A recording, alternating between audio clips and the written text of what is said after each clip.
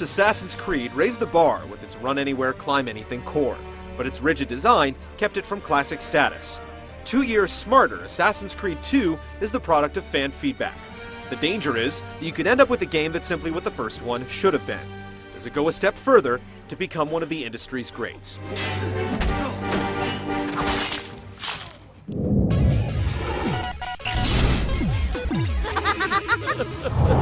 Hey! Grab the boy! He's one of them! I'll kill you for what you've done! Provided no one spoiled it for you, the first Assassin's Creed had a story with a clever twist. Now that the secret is known, the story in Part 2 has to rely on substance instead of gimmicks. It's all rooted in late 15th century Italy, where a young, scrappy Ezio Auditore is forced to grow up fast when his father and brothers are murdered. He makes revenge his priority, and the chase is on to bring the Templars to justice. To kill Uberto Alberti. I understand your desire for vengeance, but the Gonfaloniere is a powerful man. Spanning a decade, just when you think you've snuffed the final threat, yet another emerges. It's the old dangling carrot scenario, and by the end of the game it starts to look a little wilted. Ezio meets people, and 5 minutes later he's killing for them, with no questions. Just tell me what needs to be done, and I'll see that it is. The writing holds up well, the authenticity is impeccable, and appearances by legends like Leonardo da Vinci provide it with some built-in interest. Leonardo. Ezio, so good to see you. How can I help you? Almost all of the game takes place inside the virtual world of the Animus, leaving the opportunity for a real dual story on the table. Do you want to stop? No, I need to go back. Right now.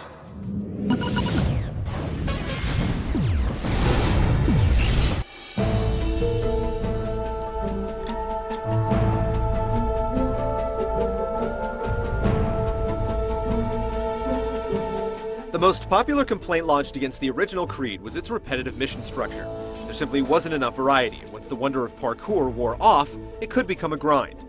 The number of mission types are nearly tripled in the sequel, yet you'll still tire of trailing, racing, or killing groups of targets because the game is longer. Missions are much more involved at least, with some having multiple parts with checkpoints in between. What are you and your allies planning? Is this what my father discovered? Divided into a handful of cities like Florence, Venice, Forlì, Tuscany, and Rome, there's a lot more to keep track of this time around. Weapons and armor can be bought from a blacksmith or earned, doctors sell health potions, tailors offer new robe colors, and art stores sell maps to help you keep track of it all. There's also a lot of things to collect, like feathers, chests, and codex pages. You actually get rewards for finding them this time, but it's much easier just to pay for the rewards.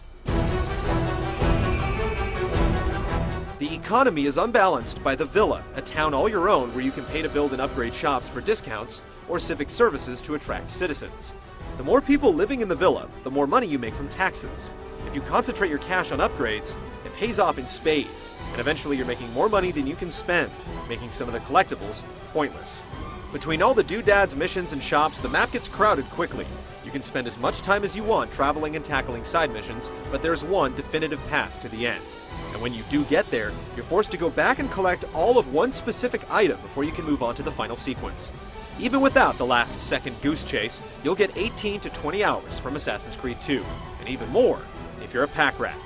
If they succeed, if we lose Lorenzo and Firenze falls to the Pazzi, It will not come to that.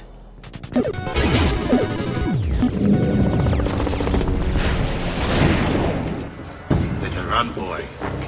Fast. Like the first game, gameplay is divided between navigation and combat. How Ezio runs, climbs, and jumps across the terrain has the same strengths and weaknesses it had before.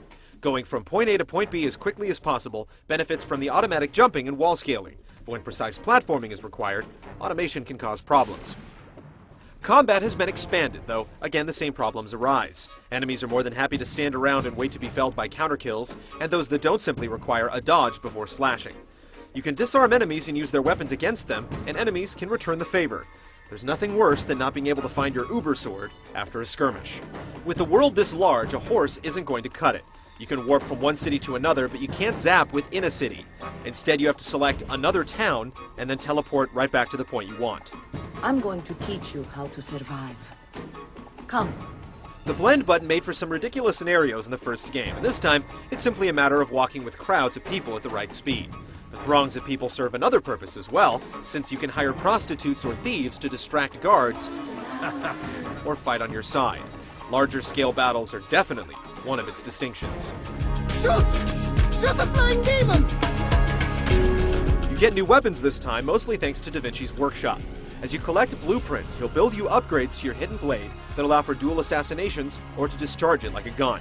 He also provides contraptions like wings that allow you to soar across the city, but you hardly use them. The final new gameplay component is water. You can dive in to easily evade enemies or hop on a gondola to travel more quickly, giving you options beyond the cabana. Outwardly, Assassin's Creed 2 may appear to have overhauled its gameplay, but many of the same strengths and weaknesses remain. Poor AI hurts the combat, and the parkour is incredible until you're asked to be precise.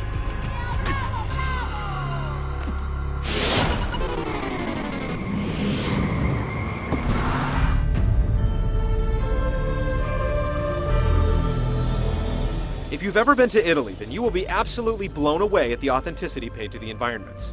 While not an inch-by-inch replication of each city, the major landmarks are recreated with startling accuracy. There are even historical entries to read if you're so inclined. If you're interested in visiting the country but doubt you ever will, this is the next best thing. Ah! Birbante! The visual quality is basically the same, and both the PS3 and 360 versions share the same limitations. It can draw large, detailed environments, but things aren't as impressive up close, and details like shadows draw in. The animation is still silky smooth, and the new counter kills are sweet. But some character models look funky up close, and the frame rate will jitter. The sheer volume and quality of the voice acting is commendable.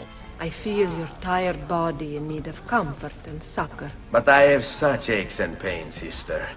I may need a great deal of comfort and succor. Oh, that can be arranged. And small details like Ezio aging during the course of the game help set it apart. I still have some time for that private lesson.